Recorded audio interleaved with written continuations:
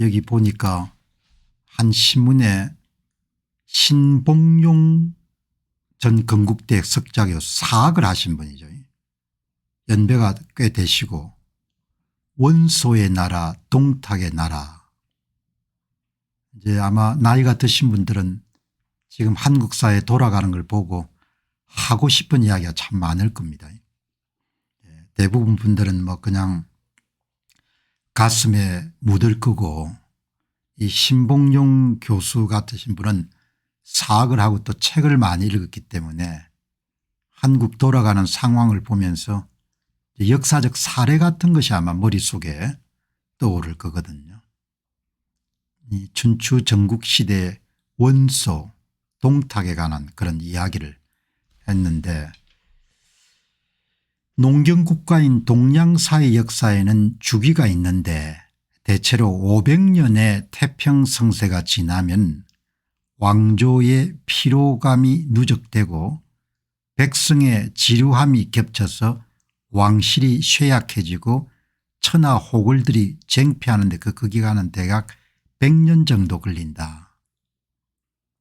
이제 원소하고 동탁이 살았던 시대에 대해서 아마 삼국지나 이런 걸 보신 분들은 유비, 조조, 송건, 동탁, 원소 그런 이야기를 어렴풋이 대부분 다 기억하고 있지 않습니까? 이제 두 사람 다 대권을 가질 수 없는 그런 자리였는데 불구하고 이제 대권을 차지해 가지고 끝이 별로 좋지 않았던 그런 인물들이죠. 원소는 하남성 연암의 명문 귀족의 후손인데 이렇게 이제 시작합니다. 원소는 천자를 참칭하려는 국사범이었고 동탁은 그 형실이 허물이 맞은 잡범이었다. 두 명 다 통치자로 적합하지 않았는데 어쨌든 이들이 권력을 쥐면서 세상이 무척 혼란스러워졌고 백성들이 현군이 출현할 때까지 많은 고초를 겪었다. 그런 내용이 이제 오늘 칼럼의 주 내용입니다. 원소 이야기가 이제 한참 오는데, 원소는 치명적인 약점이 있었는데 기가 여렸고 결정적인 순간에 머뭇거렸고 뭐 이런 내용이 나오고, 여기 또 이제 명문이 나오네요. 저 하늘의 뜻은 백성이 바라는 바대로 이루어지는 것도 아니고 백성이 불평한다고 해서 들어주는 것도 아니다. 그런 내용들이 나오는 거죠. 아마 저를 포함해 가지고 글을 좀 읽는 분들은 글을 읽으면서 참 많은 생각을 하게 되지 않았겠냐 그런 생각이 드는데, 원소란 인물이 하나 나오고 그다음 이제 한국인들에게 아주 잘 알려진 동탁에 대한 이야기가 나옵니다. 동탁은 서장의 강인 출신으로 정치의 잔혹함을 하진에게서 배웠고 무한한 욕심을 절제하는 법을 깨닫지 못해서 광야를 질주하며 모지게 살아온 지난날을 생각한다면 동탁이 멈춰야 될 곳이 멈추기가 어려웠을 것이다. 그렇게 해서 어떻든 간에 뭐 두 사람이 짧은 시간 거의 권력의 정점까지 올라갔던 거죠. 원소와 동탁, 신봉용 교수가 이제 하는 이야기에 여기 이제 마지막 부분을 읽으면서 여러 가지 생각이 좀 교차하네요. 되돌아보면은 원소든 동탁이든 둘 다 백성이 바라던 주군은 아니었고 행실에 허물이 많은 동탁은 잡범이었고 옥새를 잡고 천자를 참칭하려던 원소는 국사범이었다. 잡범 밑에 살아가는 백성들은 치욕을 느꼈고 국사범 밑에 사는 사람들은 나라를 걱정했다.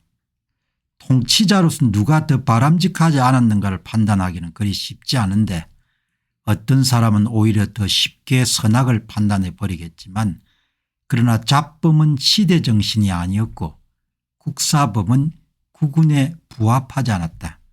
그래서 백성들은 유비와 같은 형군이 나타나기까지 20년을 더 기다려야 되는데 그 무렵이면 전국 시절 100년의 백성들만 허덕이고 있었다. 이런 이야기를 하네요. 그죠? 예. 이 백성들 뜻하고 같이 이렇게 역사가 움직이지 않는 거죠. 역사는 뭐 필연에 따라서 움직이기도 하지만 우연에 의해서 움직이기도 하지 않습니까? 역사란 수레바퀴, 역사란 대화다 이렇게 뭐 사람들이 늘어놓지만 신봉용 교수가 평생 동안 역사를 공부하며 갖게 된 것은 역사는 길이더라. 때로는 지나간 길을 되돌아보고 때로는 가야 할 길을 바라보고 때로는 어디로 가야 할지 망연히 길 위에 서서 서성거린다. 때로는 여러분들 어떤 나라를 보게 되면은 특정 시점에서 길을 잃어버리는 경우도 있는 거죠. 90년대 초반에 한참 여러분 많은 인기를 끌었던 시오노나나미는 한참 여러분들 잘 나가던 일본이 버블이 붕괴되고 그다음에 어려움을 겪는 초기 시절, 그러니까 잊혀진 10년이라는 용어가 나오기 이전에 시절에 자신의 조국인 일본이 길을 잃어버렸다 이렇게 표현했거든요. 시오노 나나미 로마인 이야기. 역사란 길이다.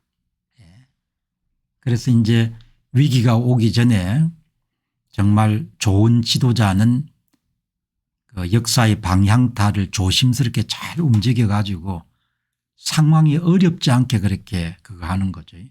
제가 이 글을 읽으면서 느끼는 것은 개인의 삶도 그렇고 회사는 특히 그렇습니다마는 국가도 갈고 닦고 조이고 혁신하고 변화하고 이렇게 계속 노력을 하지 않으면은 그냥 기본값 디폴트라는 것이 계속 풀어지고 퍼지고 안일해지고 나태해지고 그다음에 이제 잘못된 것들이 누적이 되고 이런 거죠. 그러니까 계속해서 이제 바꾸고 자르고 조이고 줄이고 이렇게 하지 않으면은 적폐란 것이 이렇게 계속 누적이 돼 가지고 역사의 물줄기를 완전히 그냥 다른 방향으로 그냥 돌려버리는 거죠. 지금 한국 상황이 그런 거지 않습니까?